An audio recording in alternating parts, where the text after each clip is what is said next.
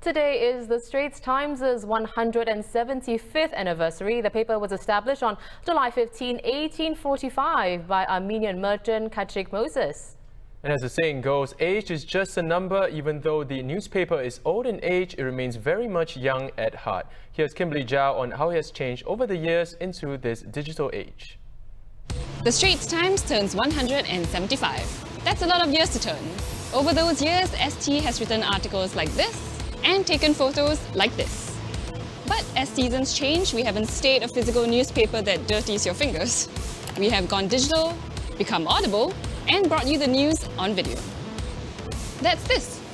As Prime Minister Lee Hsien Loong put it, the format may have changed, but the Straits Times remains true to its mission, delivering the latest news and in-depth analysis on the region and the world. In doing so, ST has bagged scoops, captured major events, and even in this moment, continued to report through a global pandemic. As our newsroom changes and evolves, we hope for the opportunity to keep bringing the news to you. Happy birthday, ST! In its 175 years, the Straits Times has covered stories that have gripped Singapore.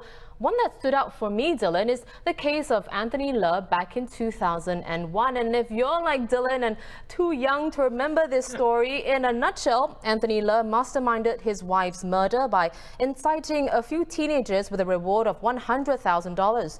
The youngest boy in the group, who was just 15 years old, carried out the stabbing. Now, the teenager was released in November 2018 after being granted clemency.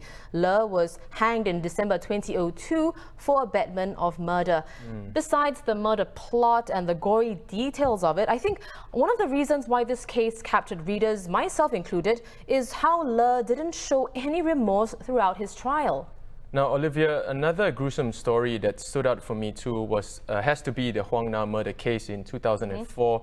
She was an 8-year-old girl from China studying at Jintai Primary School who later went missing when her mother was visiting relatives in China. Now, Huang Nam was eventually found dead, strangled by a man she called Uncle, who worked with her mother at the Pasir Panjang Wholesale Centre. Now, I remember being in school when I heard of this story, and it was definitely one that shocked me and stayed with me through the years. Of course. Then there's the National Kidney Foundation scandal that happened in April 2004. Readers will remember then CEO Titi Durai's infamous gold tap and expensive toilet bowl, which were installed in his office bathroom. The plumber who did the job tipped off the Straits Times, and it led to an uncovering of malpractices and misuse of donated funds at NKF. Now let's go back in time and rewind to 1986. Yes, I wasn't even born yet, but I've heard so many stories about the Hotel New World disaster. The 6-story building collapsed in less than a minute, and more than 500 rescue personnel managed to pull out 17 survivors from the debris. Sadly, 33 people died. I've spoken to relatives and older colleagues who shared their experiences during one of Singapore's worst disasters and cannot imagine the chaos that unfolded.